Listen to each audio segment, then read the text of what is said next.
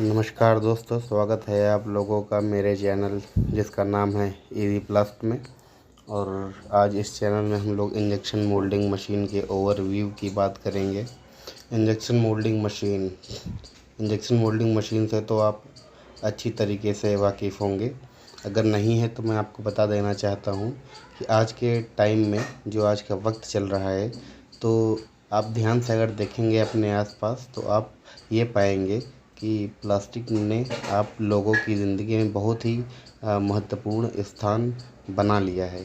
जैसे थोड़ा पहले जाएं अगर हम पहले के वक्त में, तो हम ये पाएंगे कि चारों तरफ लोहा, एल्युमिनियम, कॉपर, जस्ता, टिन, ये सब चीज़ें थीं। पर प्लास्टिक के सस्ता होने के कारण और हल्का होने के कारण इसने उन पुराने धातुओं की जगह ले ली है। तो अब वक्त आ गया है हमें प्लास्टिक को पढ़ने का, प्लास्टिक को अच्छे से जानने का। प्लास्टिक क्या है, प्लास्टिक कितने प्रकार का होता है, प्लास्टिक बनता कैसे है, ये प्लास्टिक के जो हमारे आसपास इतने सारे आइटम हैं, इतनी सारी चीज़ें हैं, ये आखिर ये बनती कैसे हैं। प्लास्टिक का पाइप है, प्लास्टिक का मग्गा है, प्लास्टिक की बाल्टी, प्लास्टिक की हर चीज़, आपको कंघा से लेके मतलब हर चीज़, ये बनती कैसे हैं आखिर। तो इसकी जो है जानकारी होना आज के वक्त में मुझे लगता है कि सभी लोगों को बहुत ज़रूरी है। तो जैसा कि आप जानते हैं कि सीपेट के कोर्स कराए जा रहे हैं केंद्र सरकार के द्वारा, और भारत में, संपूर्ण भारत में मैं कहूँगा कि जगह जगह पर बहुत सारे सीपेट के केंद्र खोल दिए गए हैं। अगर उत्तर प्रदेश की बात करें तो यहाँ पे बनारस और लखनऊ और ये अयोध्या में सीपेट के कॉलेज खुल चुके हैं, जहाँ पे प्लास्टिक की बहुत ही अच्छी तरीके से जानकारी दी जाती है और इससे डिप्लोमा कराया जाता है, ग्रेजुएशन कराई जाती है, जिसके बल पर लोग स्वरोजगार के माध्यम से और स्किल्ड होकर के रोजगार पा रहे हैं। तो चलिए हम आते हैं अपने मेन मुद्दे पर, बात करते हैं इंजेक्शन मोल्डिंग मशीन की। देखिए आपके सामने जो फ़ोटो में है, उतनी देर से ये चल रही है फ़ोटो, ये इंजेक्शन मोल्डिंग मशीन है।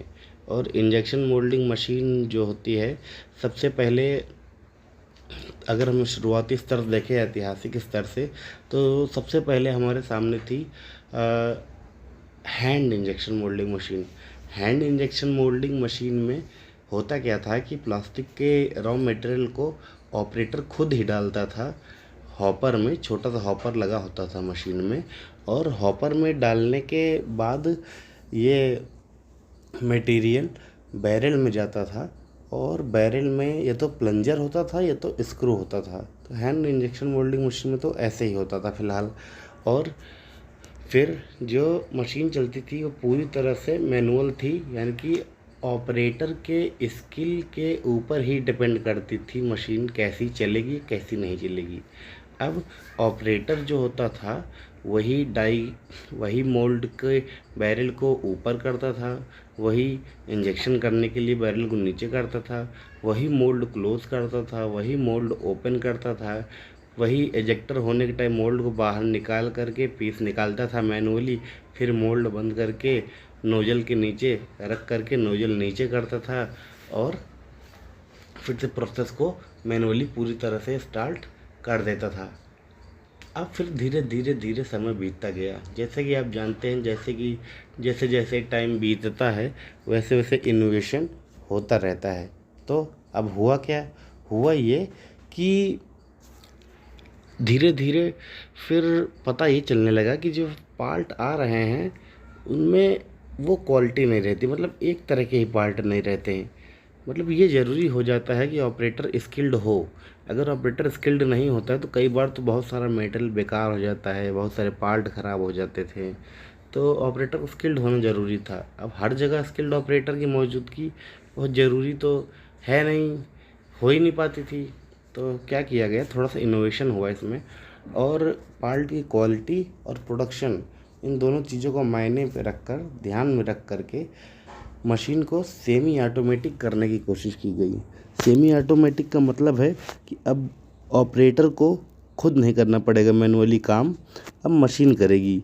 मशीन ही मटेरियल को खुद ही हॉपर से ले लेगी, फिर मोल्ड भी खुद ही ओपन करेगी, खुद ही क्लोज करेगी, पार्ट भी मशीन ही निकालेगी।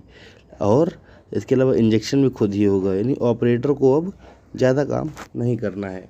अब ऑपरेटर की ज़रूरत नहीं है। मशीन जो है वो सेमी ऑटोमेटिक में हो गई है। लेकिन सेमी ऑटोमेटिक में होने के बाद अभी भी कुछ दिक्कतें आ रही थी।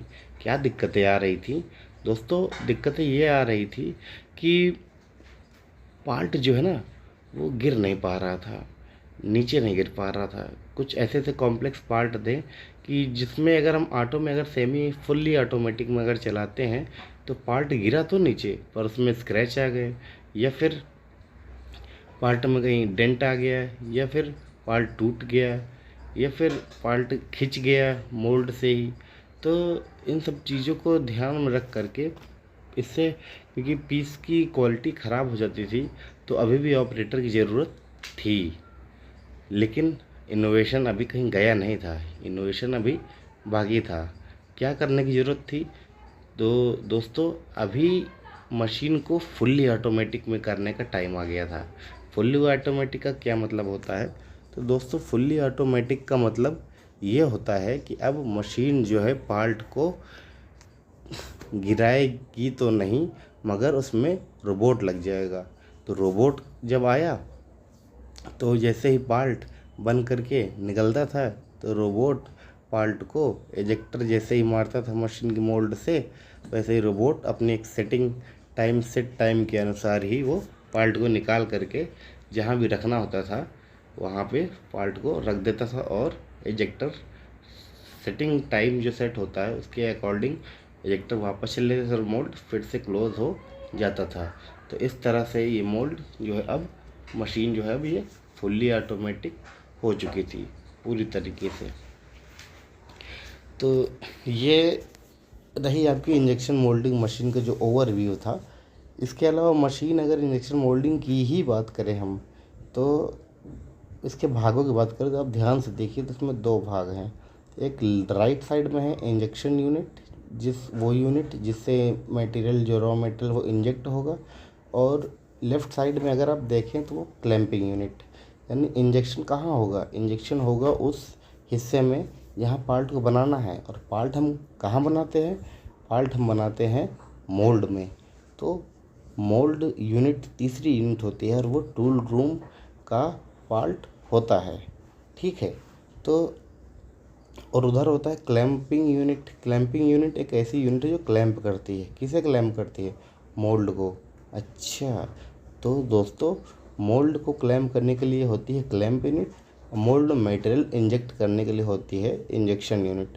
अब इंजेक्शन यूनिट में भी कुछ भाग हैं, क्लैंपिंग यूनिट में भी कुछ भाग हैं।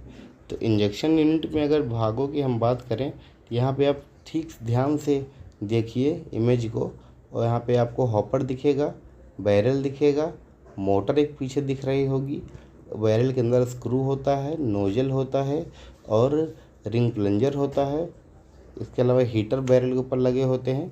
और इन सभी चीज़ों की बात हम एक एक करके अपने वीडियो में कुछ वीडियो में कर भी चुके हैं और आगे चल के भी करेंगे। तो दोस्तों क्लैंपिंग यूनिट की तरफ अगर आप जाएं तो आपको बीच में क्लैंपिंग यूनिट में क्लैंप करने की विधि मिलेगी। यानी कि हाइड्रोलिक क्लैंपिंग भी होती है जो कि हाइड्रोलिक ऑयल के हिसाब से चलती है, और दूसरी वाली जो होती है टॉगल यूनिट होती है जो कि टॉगल के हिसाब से चलती है। तो टॉगल में क्या होता है? टॉगल में पीवट लगे होते हैं, कुछ रॉड लगे होते हैं। जब मोल्ड ओपन होता है तो टॉगल की रॉड जो होते हैं वी शेप में आ जाती हैं, और जब मोल्ड क्लोज होता है तो ये रॉड स्ट्रेट हो जाती हैं। ये हो गई टॉगल क्लैंपिंग। ये हो गई इधर इंजेक्शन यूनिट। और इंजेक्शन यूनिट और इधर क्लैंपिंग यूनिट के बीच में आती हैं क्या? Tie bar. Tie bar silver colour की रॉड होती हैं जो कि मशीन के हिसाब से बताती हैं कि मोल्ड कितना हमको यूज़ करना है, कितना बड़ा मोल्ड जो है एक मशीन में सेट हो जाएगा। तो दोस्तों ये रहा एक ओवरव्यू, और अभी हम धीरे धीरे और भी पार्ट्स में आएंगे और आपके लिए एक अच्छा कंटेंट लेकर आएंगे इंजेक्शन मोल्डिंग में।